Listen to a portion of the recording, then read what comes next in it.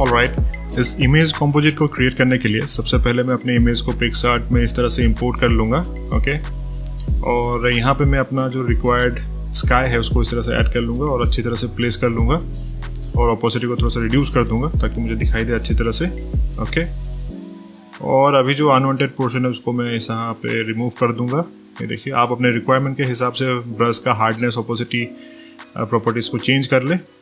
Okay, इस stage में आप जितना टाइम स्पेंड करेंगे उतना ही ज़्यादा आपका जो कंपोजिट होगा वो ज़्यादा रियलिस्टिक, ज़्यादा अच्छा दिखेगा। ओके, तो इसमें अच्छी तरह से टाइम स्पेंड करें और अच्छी तरह से आप बारीकी से जो अनवांटेड पोर्शन है उसको रिमूव करें।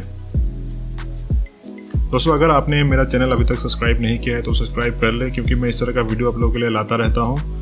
और इस वीडियो को लाइक कर लें। देखिए, अच्छी तरह से मैं रिमूव कर लूँगा। ओके, आप लोग तब तक म्यूजिक को एंजॉय करें।